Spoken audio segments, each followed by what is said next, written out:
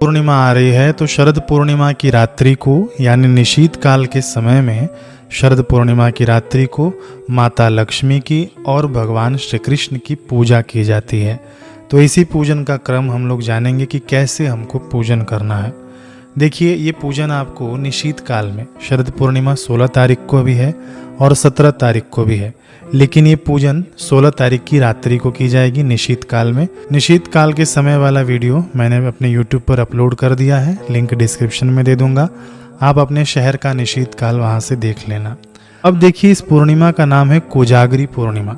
कोजागरी यानी कौन जग रहा है, कोजागरी कोजागरी, कौन जग रहा है, कौन जग रहा है, ऐसे खोजते हुए माता लक्ष्मी और इंद्र देवता घूमते हैं पृथ्वी पर कि जो भी जग रहा होगा हम उसको निहाल कर देंगे। तो देखिए, रात को 12 बजे के आसपास ये निशीत काल आता है, तो उस समय आपको ये पूजन करना है। निशीत काल में आपको मोबाइल लेकर नहीं चलाना है, टीवी नहीं देखना है। जागरण के नाम पे जागरण करना है तो आपको निशीत काल में ये वाला पूजन करना होगा। तो देखिए, पूजन हमने बड़ा सिंपल रखा हुआ है। जैसे नारद पुराण में बताया है कि कलश के ऊपर माँ को हम स्थापित करें, तो कलश हमने बना लिया है। कलश के ऊपर देखिए हमने 5 तिलक किया है, कंठ में हमने मौली बांध दिया है, ऊपर आम के पत्ते रख दिए हैं। आप अशोक के पत्ते रख सकते हैं, पीपल के भी पत्ते रख सकते हैं, बरगद के भी पत्ते रख सकते हैं, ये पंच पल्लों में आते हैं। तो आप उसके ऊपर पत्ते रख लेना और कलश के अंदर आप सुपारी, सिक्का, अक्षत, पुष्प, ये सब चीज़ें आप डाल देना और उसके बाद पूर्ण पात्र रख के माँ की मूर्ति स्थापित कर देना। मान लीजिए आपके पास माँ की मूर्ति नहीं है तो आप हरितकी रखना, हरड़ जिसको कहते हैं, अथवा तो आप सुपारी रख देना। यदि कुछ नहीं है आपके पास तो आप फोटो है आपके पास, फोटो तो होगा ही, फोटो के नीचे आप ऐसे अक्षत बिछा देना, जैसे मैंने बिछाया ना भगवान के नीचे चावल, ऐसे आप अक्षत बिछा देना और उसके ऊपर फोटो रख देना। फिर ये कलश तो आपको रखना ही है, कलश के ऊपर माँ के जगह पे ये वाला दीपक जो मैंने नीचे रखा है ना, आप ये वाला दीपक कलश के ऊपर रख देना। ठीक है, समझ में आ गया होगा। अब आगे बढ़ते हैं पूजन में। इस पूजन में हम लोगों ने दीपक जला रखा है घी का। घी का दीपक भगवान के दाहिने तरफ होना चाहिए और घी के दीपक के नीचे हमने आसन दे रखा है चावल का। अब लक्ष्मी जी का पूजन है तो हमने दक्षिणावर्ती शंख भी रखा हुआ है यहाँ पर। यदि आपके घर में हो तो आप रख लेना, नहीं हो तो इग्नोर करना, कोई बात नहीं। दक्षिणावर्ती शंख देखिए मैंने अनाज के ऊपर रखा है और इसके अंदर अनाज भरा है, अंदर 1 रुपये का सिक्का है। तो ये चीज़ें आपको समझ में आ गई। बिल्कुल सिंपल पूजन हम लोग कर रहे हैं, जैसे सभी के घरों में पूजन की सामग्री होती है ना, उसी पूजन की सामग्री से हम लोग पूजन करेंगे। हम लोग ये पूजन पंचोपचार द्वारा करेंगे, यानी 5 चीज़ों से संपूर्ण पूजन हम संपन्न कर देंगे। ये शास्त्रीय विधान है। इसके लिए हमको लगेगा, अभी देखिए नवरात्रि है ना, तो मैंने अभी पूजन ही किया, आखिरी दिन है नवरात्रि का। तो ये कुमकुम है, ये चंदन है, हल्दी है, उसके बाद पुष्प है, बाकी ये आपको नहीं लगेगा, अक्षत ये नहीं लगेगा। इसके बाद हमने आरती के लिए दीपक रखा हुआ है और ये मैंने खीर की जगह पे रखा हुआ, ये दूध है। अब देखिए मेरे पास यहाँ पे खीर नहीं है, ये मैं शरद पूर्णिमा के पहले वीडियो बना रहा हूँ, लेकिन दिखाने के लिए मैंने यहाँ पर दूध रखा है और ये आचमनी के लिए जल रखा है। बस इतनी ही चीज़ें आपको चाहिए। अब देखिए, पूजन की शुरुआत में आपको इस आचमनी से 3 बार जल पीना है, दाएं हाथ में लेकर थोड़ा थोड़ा, और किसी भी भगवान का नाम ले लें, गोविंद, माधव, केशव, राघव, अच्युत, जो भी भगवान का नाम आता है आपको 3 बार भगवान का नाम लेके ये जल आप पी लेना थोड़ा सा। चौथी बार में आप अपना हाथ धो लेना। फिर उसके बाद आप तिलक लगाना अपने सर के ऊपर चंदन आदि से, फिर हाथ धो लेना। अब उसके बाद हम लोग पूजन करेंगे। ये पूजन में बड़ा सिंपल बना रहा हूँ ताकि आप सभी लोग कर सकें। तो सबसे पहले पूजन में आप गणेश जी को स्मरण कर लेना। ओम गम गणपते नमः, ओम गम गणपते नमः, ओम गम गणपते नमः। हमने पूजन की शुरुआत कर दी है गणेश जी का स्मरण करने से। अब देखिए, पंचोपचार पूजन क्या होता है कि 5 चीज़ों से पूजन करना। पंचोपचार समझ गए? ये मैं शास्त्रीय चीज़ आपको बता रहा हूँ, मनगढ़ंत बात नहीं है। तो पंचोपचार में सबसे पहला उपचार है चंदन का।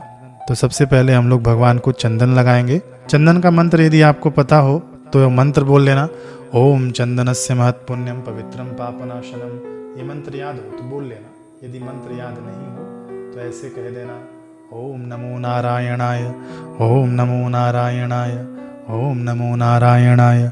क्योंकि भगवान का नाम भी तो परम मंत्र है, ऐसे ही माँ को भी चंदन का तिलक लगाएं। मंत्र रहेगा ओम नमो नारायणाय, ओम नमो नारायणाय, ओम नमो नारायणाय। ये पहले चीज़ से हमने पूजन किया, पहला चीज़ अभी अधूरा है। अब देखिए चरणों में ये चुटकी से आप लोग ये लेना, कुमकुम लेना और भगवान के चरणों में अर्पित कर देना। मंत्र वही रहेगा ओम नमो नारायणाय, ओम नमो नारायणाय, ओम नमो नारायणाय, ओम नमो नारायणाय, ओम नमो नारायणाय, ओम नमो नारायणाय। फिर तीसरा चीज़ हल्दी लेना। हल्दी का चूरन जो हमने रखा हुआ है वो भी भगवान के चरणों में अर्पित करना है। मंत्र रहेगा ओम नमो नारायणाय, ओम नमो नारायणाय, ओम नमो नारायणाय, ओम नमो नारायणाय, ओम नमो नारायणाय। ये पंचोपचार में हमने पहले उपचार से पूजन किया, भगवान को तिलक लगाया, उनके चरणों पे हल्दी कुमकुम अर्पित किया। ये पहला उपचार है। फिर दूसरा उपचार आएगा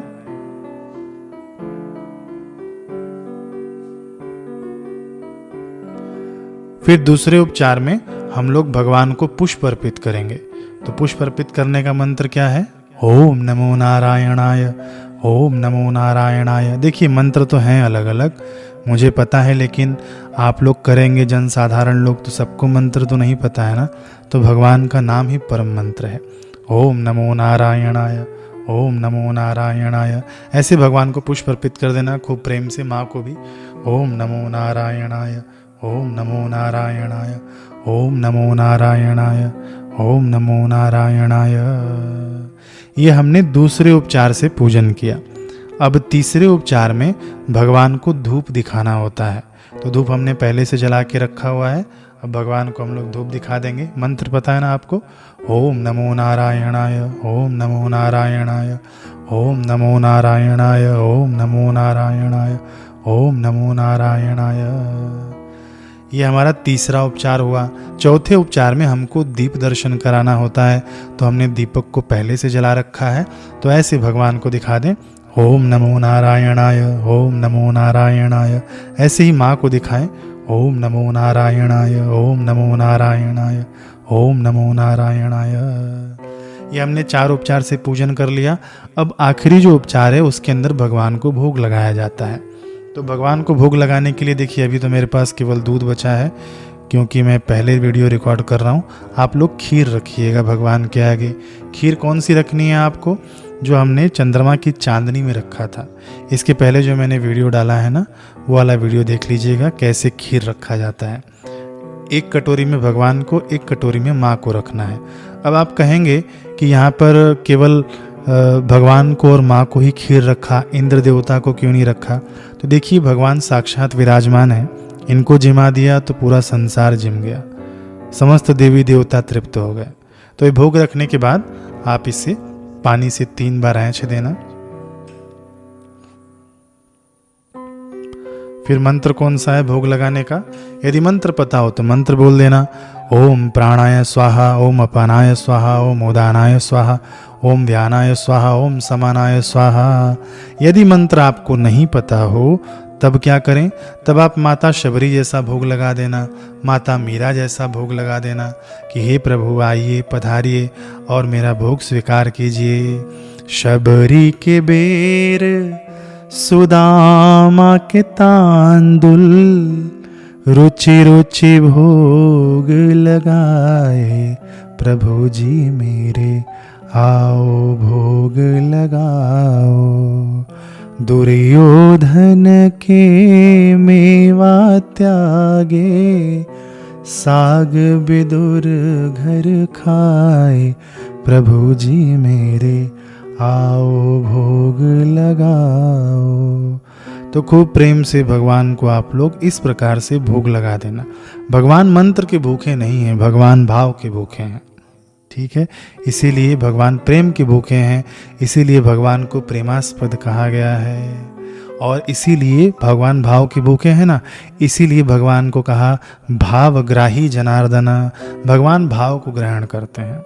बाकी ये देखिए जो मैंने पुष्प चढ़ाया है ना, पुष्प भी खराब हो जाएंगे। ये मैंने जो दूध रखा है वो भी कुछ देर में खराब हो जाएगा। ये दीपक भी बुझ जाएगा, ये भी जलकर खत्म हो जाएगा। तो इससे क्या भगवान को मिलेगा? हमने अपना भाव दिया ना, प्रेम दिया, भक्ति दी, ये मुख्य चीज होता है। इसीलिए भगवान को कहते हैं भावग्राही जनार्दना। भगवान भाव को ग्रहण करते हैं। बाकी भगवान तो लक्ष्मीपति हैं, उनके आगे आप क्या अर्पण करेंगे? अब देखिए, भगवान को हमने पंचोपचार से पूजन कर लिया। ये बिल्कुल शास्त्रीय पूजन मैंने आपको बताया, पंचोपचार। अब हम लोग आखिरी में भगवान की आरती करते हैं। कपूर जला के आप भगवान की आरती कर लेना। आरती से समस्त जो त्रुटियां होती हैं ना पूजन में, वो क्षम्य हो जाती हैं। भगवान उन सब त्रुटियों को माफ़ कर देते हैं। तो जो भी आपको आरती आती हो, ओम जय जगदीश हरे अथवा तो जय लक्ष्मी माता, ये आरती आप लोग कर लेना। अगर कुछ नहीं आता हो तो ऐसे 7 बार आप कपूर की आरती घुमाना और बस ये आरती नीचे रखना। नीचे रखने के बाद इस आरती का शीतलीकरण करना 3 बार। जल घुमाकर ऐसे करते हैं ना, उसको शीतलीकरण कहा जाता है। फिर ये आरती भगवान को दिखाना, फिर स्वयं लेना आरती, और ये पूरे घर भर में आरती घुमाना। इससे घर में बरकत आती है। तो ये हो गया लक्ष्मी पूजन और भगवान का पूजन शरद पूर्णिमा की रात्रि को। ये निशीत काल में आपको पूजन करना है। याद रहे, इस पूर्णिमा का नाम है कोजागरी। कौन जाग रहा है? जो जागेगा वो पाएगा, जो सोएगा वो खोएगा। तो इस रात्रि आप लोग कम से कम निशीत काल तक जागरण करिएगा। और दोबारा मिलना होगा तो सब्सक्राइब करके जाइएगा। हरे कृष्ण।